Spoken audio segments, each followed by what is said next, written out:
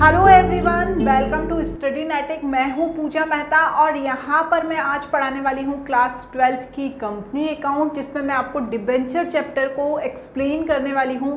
आज ये पहला वीडियो है जिसमें मैं आपको पूरा इंट्रोडक्शन समझाऊंगी। बहुत ही जल्दी इस चैप्टर को एंड करने की कोशिश करूंगी। इसके बाद मैं इसी चैप्टर के प्रैक्टिकल प्रॉब्लम्स के सॉल्यूशंस भी कराऊंगी। तो मेरे साथ जुड़े रहिए और इसी तरह से मेरे वीडियोस को देखते रहिए। यदि आपने मेरे शेयर कैपिटल के वीडियोस नहीं देखे हैं, जिसमें मैंने सारे क्वेश्चंस कराए थे टीएस ग्रेवाल के 104 नंबर तक, वो जाकर आप ज़रूर देख लीजिए, मेरी प्लेलिस्ट में डले हुए हैं। तो आज हम स्टार्ट करने वाले हैं डिबेंचर को। मेरे वीडियोस यदि आपको अच्छे लगते हैं तो प्लीज़ मेरे चैनल को सब्सक्राइब ज़रूर करना। यदि वीडियोस को आप देख रहे हैं तो उन्हें लाइक भी ज़रूर करना, और यदि कोई डाउट है तो मुझसे कमेंट में पूछ सकते हैं। तो स्टार्ट करते हैं। देखिए, यहाँ पर मैंने डिबेंचर की डेफिनेशन दी है, पर मेरा ये सोचना है कि इस डेफिनेशन को एक्सप्लेन करने से पहले मैं थोड़ा सा आपको रिकैप करवा दूं किस चीज़ के बारे में। थोड़ा सा मैं आपको रिकैप करा दूं शेयर के बारे में। ठीक है, शेयर क्या होते हैं? हमें पता है कि एक ऑर्गेनाइजेशन होती है। ठीक है, ये कौन है? ऑर्गेनाइजेशन। ये क्या करती है? इसे कैपिटल की नीड होती है। तो ये कहाँ पर जाती है? ये जाती है पब्लिक के पास। ठीक है, किसके पास जाती है? पब्लिक के पास जाती है, और कहती है कि मुझे मेरी कंपनी में इन्वेस्ट करो और मुझे कैपिटल प्रोवाइड करो। ठीक है, तो ये लोग क्या करते हैं? ये लोग खरीदते हैं शेयर किसके? कंपनी के। ठीक है ना, ये शेयर इशू करती है और ये जो सारी पब्लिक है ये क्या खरीदती है? शेयर्स को खरीदती है। ठीक है, तो ये तो हमने पूरा शेयर का पढ़ा। अब इससे होता क्या है? तो ये सब जो होते हैं, ये हो जाते हैं कंपनी के कौन? ओनर। कौन हो जाते हैं? ओनर हो जाते हैं। ठीक है, तो अब कंपनी को इन्हें ओनरशिप देनी पड़ती है क्योंकि इन्होंने शेयर सेल किए हैं इनको, और इन्होंने कैपिटल इन्वेस्ट करी है इसमें। अब कभी कभी क्या होता है ना, कंपनी को इन लोगों से पैसा लेने के बाद भी कुछ कैपिटल की नीड हो जाती है। इतने सारे शेयर्स पब्लिक में सेल करने के बाद और इनसे पैसा लेने के बाद भी इसकी कैपिटल पूरी नहीं होती और इसे मोर कैपिटल की नीड हो जाती है। कितने क्या हो जाती है? इसे मोर कैपिटल की नीड हो जाती है। अब ये सोचती है कि मैं अपनी ओनरशिप किसी और को ना दूं, तो वो क्या करती है? जाती वो इसी पब्लिक के पास है और इस पब्लिक से क्या लेती है? डेब्ट, जिसे लोन भी कहा जाता है। वो इस पब्लिक के पास ही जाती है और इसी पब्लिक से बोलती है कि मुझे लोन दे दो। अब पब्लिक कहती है कि तुम मुझे लोन के बदले क्या दोगे? तो ये कंपनी कहती है कि इस लोन के बदले मैं तुम्हें इंटरेस्ट दूंगा, इंटरेस्ट ऑन लोन। ठीक है, तुम मुझे लोन दे दो, पब्लिक से बोलती है, और मैं तुम्हें इंटरेस्ट ऑन लोन दूंगा। जितने टाइम तक तुम्हारा पैसा मेरे पास रहेगा उतने टाइम तक इंटरेस्ट ऑन लोन मैं तुम्हें दूंगा। सपोज 5 ईयर के लिए इन्होंने इनसे लोन लिया पब्लिक से, तो वो 5 साल का इंटरेस्ट ऑन लोन देगी। इसके बदले, लोन के बदले, अब पब्लिक और क्या चाहती है? क्योंकि ये चीज़ें जो होती हैं, ये जो सारी चीज़ें कि वो लोन देगी, 5 साल बाद देगी, हर ईयर देगी या हर मंथ देगी, तो ये सब चीज़ों पे भरोसा कैसे करे पब्लिक? तो इसके लिए ये कंपनी क्या करती है? इसके लिए कंपनी एक सर्टिफिकेट डॉक्यूमेंट, जिसे सर्टिफिकेट या डॉक्यूमेंट भी कह सकते हैं, वो इशू करती है। तो कंपनी क्या कहती है पब्लिक से कि तुम हमें लोन दो, 5 साल में हम तुम्हारा लोन चुका देंगे, साथ ही साथ तुम्हें इंटरेस्ट भी प्रोवाइड करेंगे, और इन सब के बदले वो उसे एक सर्टिफिकेट दे देती है। अब पहले क्या होता था? जब कंपनी पैसा लेती थी तो उसे क्या कहा जाता था? शेयर कहा जाता था। लेकिन यहाँ पर कंपनी अपनी ओनरशिप देती थी तो इसे शेयर कहा जाता था। लेकिन यहाँ पर कंपनी क्या कर रही है? अपनी ओनरशिप नहीं दे रही है, वो लोन ले रही है। तो इसे क्या कहा जाएगा? इसे कहा जाएगा डिबेंचर। और जो डिबेंचर होते हैं, एक चीज़ हमेशा ध्यान रखना, डिबेंचर हमेशा सिक्योर होते हैं। सिक्योर से मतलब जब ये पब्लिक इन्हें लोन दे रही है, ठीक है, तो वो सिक्योरिटी मांगती है, कहती है कि भैया तुमने तो मुझे एक कागज का टुकड़ा पकड़ा दिया और उसमें लिख दिया कि हम 5 साल में लोन चुका देंगे, साथ ही साथ तुम्हें इंटरेस्ट प्रोवाइड करेंगे। यदि तुम्हारी कंपनी बंद हो गई या तुम्हारी कंपनी में किसी तरह का नुकसान हो गया तो फिर हमारा क्या होगा? तो कंपनी क्या करती है? उससे सिक्योरिटी प्रदान करती है। तो सिक्योरिटी किस रूप में मिलती है? जो सिक्योरिटी देती है वो हमेशा किसके रूप में मिलती है? एसेट्स के। मतलब कंपनी के पास कोई एसेट्स है तो जिस पब्लिक से उसने जितना लोन लिया है उसे उसके बदले वो एसेट्स दे देती है एज अ गारंटी। देखिए आप भी कभी कभी देखते होंगे कि पहले के ज़माने में क्या होता था, लोन वगैरह लेते थे तो उसके बदले कुछ एसेट्स रख देते थे। अभी भी हम बैंक में लोन लेने जाते हैं तो कुछ ना कुछ एसेट्स हमें रखनी पड़ती है। तो उसी तरह से कंपनी क्या करती है? इस पब्लिक को कुछ एसेट्स देती है। एसेट्स कुछ भी हो सकती है, बिल्डिंग हो सकती है, लैंड हो सकता है, फर्नीचर हो सकता है, कुछ भी हो सकता है। तो ये चीज़ क्या कहलाती है? ये चीज़ कहलाती है डिबेंचर। तो अब चलिए इसकी डेफिनेशन को हम समझते हैं कि डिबेंचर की डेफिनेशन क्या होती है। Meaning of debenture. देखिए कुछ बच्चों ने मुझसे कहा था कि मैडम आप हिंदी में भी थोड़ा सा जो टॉपिक है उसका मतलब बता दिया कीजिए। तो यहाँ पर डिबेंचर को हिंदी में ऋण पत्र कहा जाता है, तो वही लिखा है मैंने ऋण पत्र की परिभाषा। Debenture is the written instrument or document issued by company acknowledging the borrowing that is डेप्थ। वही चीज लिखी है कि डिबेंचर है वो एक डॉक्यूमेंट है जो इशू किया जाता है जब कंपनी किसी से डेप्ट या लोन लेती है।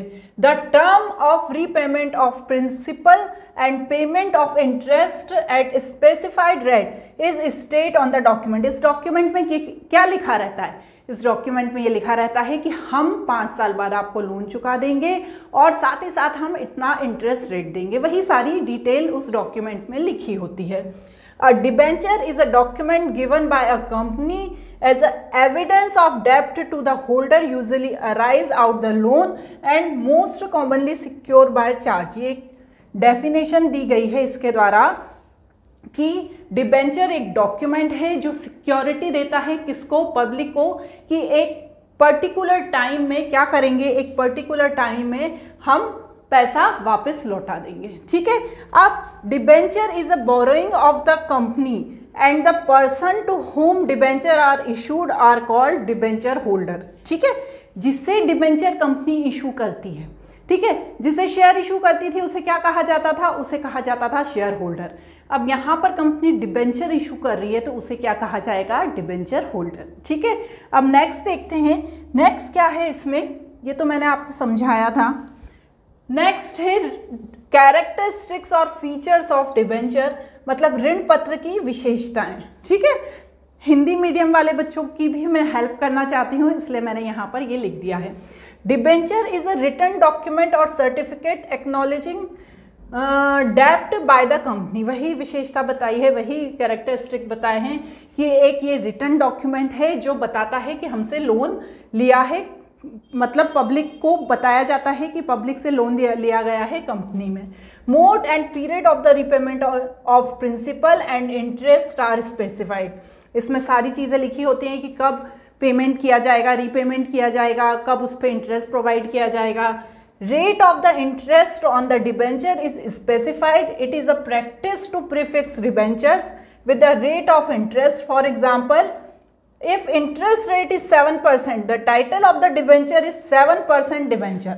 जब आप इसके क्वेश्चन करेंगे ना तो आपको अच्छे से समझ में आ जाएगा कि हमेशा जो रेट होता है डिबेंचर का वो डिबेंचर के आगे लिखा होता है। जैसे 7% यदि रेट है तो 7% डिबेंचर्स ये हमेशा उसके आगे लिखा रहेगा।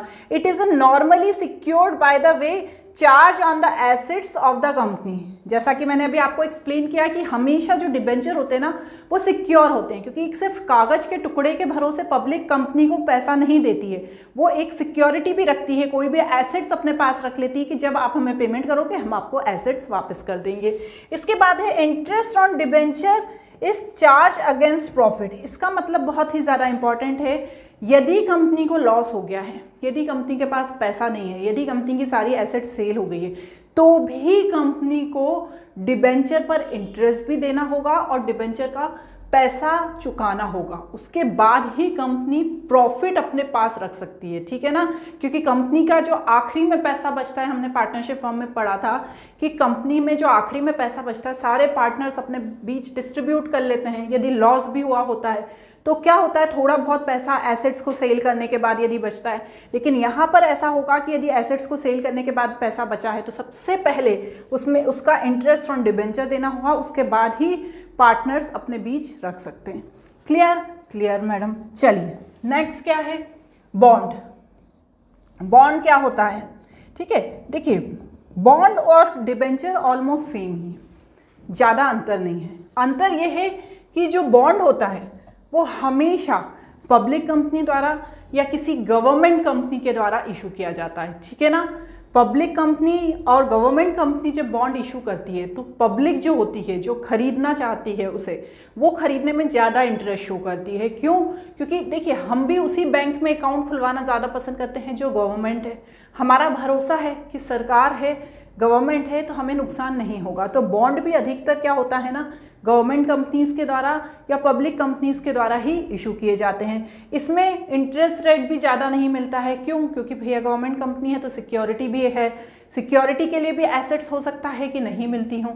आपको ऐसे ही बॉन्ड खरीदना चाहते हैं, आप खरीद लीजिए, आपको एक इंटरेस्ट रेट दे देंगे, जो भी इंटरेस्ट रेट रहेगा।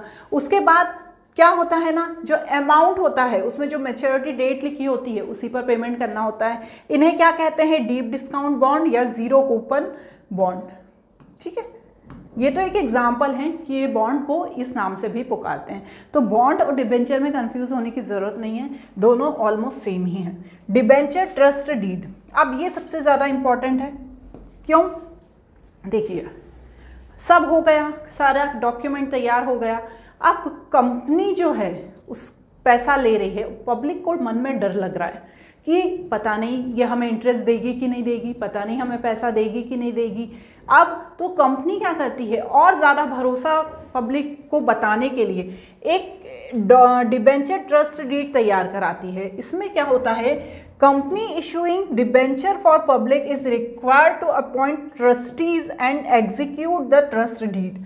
तो इसमें क्या होता है ना, एक ट्रस्टी को अपॉइंट कर दिया जाता है। अब ये जो ट्रस्टी होता है वो क्या करता है, वो ट्रस्टी होता है ना, वो फेवर में रहता है किसके, पब्लिक के। वो ध्यान रखता है कि पब्लिक को इंटरेस्ट प्रोवाइड किया जा रहा है कि नहीं, पब्लिक के पैसे का मिसयूज हो रहा है तो नहीं। तो ये सब चीज़ें कौन देखता है, ट्रस्टी देखता है। It is the responsibility of the trustees to protect the interest of the debenture holder through the power granted by the trust deed. तो ट्रस्ट डीड में उसकी सारी पावर्स लिखी होती हैं कि भैया ट्रस्टी की क्या क्या पावर है, वो किस तरह से पब्लिक को कंपनी से पैसा वापस दिलवा सकता है, यदि कंपनी इंटरेस्ट नहीं देती है तो वो क्या क्या आगे कर सकता है। तो ये सब किस में लिखा होता है, ये सब ट्रस्ट डीड में लिखा होता है। क्लियर? नेक्स्ट क्या है, टाइप ऑफ डिबेंचर। 4 टाइप के डिबेंचर होते हैं, security, redemption, registration and convertibility. तो वही यहाँ पर मैंने बताए हैं। जो सिक्योरिटी है, सिक्योरिटी पॉइंट ऑफ व्यू से 2 होते हैं, secured and unsecured. रिडीम्पशन point of view से 2 होते हैं, redeemable and irredeemable. Registration point of view से भी 2 टाइप के होते हैं, रजिस्टर्ड एंड बियरर। फिर कन्वर्टिबिलिटी पॉइंट ऑफ व्यू से कन्वर्टेबल एंड नॉन कन्वर्टेबल। इस तरह से ये टाइप होते हैं। अब इन्हें थोड़ा सा ज़्यादा टाइम नहीं लूँगी, थोड़ा सा डिटेल में समझ लेते हैं। पहला क्या था, सिक्योर्ड एंड अनसिक्योर्ड डिवेंचर, जिसे हिंदी में सुरक्षित और असुरक्षित ऋण पत्र भी कहा जाता है। सिक्योर्ड डिवेंचर क्या होते हैं, जिसके बारे में मैं शुरू से बात करती हुई आ रही हूँ कि कंपनी जब लोन लेती है पब्लिक से तो वो कुछ ना कुछ एसेट्स प्रोवाइड करती है पब्लिक को कि भैया तुम हमें पैसा दे रहे हो तो उसके बदले ये एसेट तुम रख लो। तो ये क्या कहलाते हैं, सिक्योर्ड डिबेंचर कहते हैं। Secured debenture are the those debenture which are secured by either fixed or floating charge on the assets of the company. ठीक है ना, मतलब एसेट्स दे देती है कंपनी किसको, पब्लिक को, और बोलती है कि तुम हमें लोन दे दो, जब हम लोन दे देंगे तब हमारी एसेट्स वापस दे देना। ठीक है, नेक्स्ट होते हैं अनसिक्योर्ड डिबेंचर। अनसिक्योर्ड डिबेंचर वैसे तो होते ही नहीं, ठीक है ना। हो सकते हैं किस स्थिति में, यदि पब्लिक कंपनी इशू कर रही है तो वो भरोसे के बदले डिबेंचर इशू कर दे, पर अधिकतर जो प्राइवेट लिमिटेड कंपनीज़ हैं उसमें कभी भी अनसिक्योर्ड डिबेंचर नहीं होते। हमेशा जब भी लोन लेती है कंपनी पब्लिक से तो कुछ ना कुछ सिक्योरिटी प्रोवाइड ज़रूर करती है। ठीक है, इसके बाद नेक्स्ट है रिडीमेबल एंड इरिडीमेबल डिबेंचर, मतलब प्रतिदेय और अप्रतिदेय ऋण पत्र। रिडीमेबल का क्या मतलब है, redeemable debenture are those debenture that are repayable by the company on maturity that is at the end of the specific period as per term of issue. जब वो डॉक्यूमेंट तैयार किया जाता है डिबेंचर का, तो उसमें टाइम लिखा रहता है 2 साल, 3 साल, 5 साल। उस समय उस डिबेंचर होल्डर को पैसा वापस देना ही होता है। रिडीमेबल डिबेंचर मतलब एक टाइम पीरियड लिखा है कि भैया 3 साल के लिए डिबेंचर हम पैसा लिया गया है पब्लिक से, तो 3 साल में उसे देना ही है। नेक्स्ट होता है इररिडीमेबल डिबेंचर।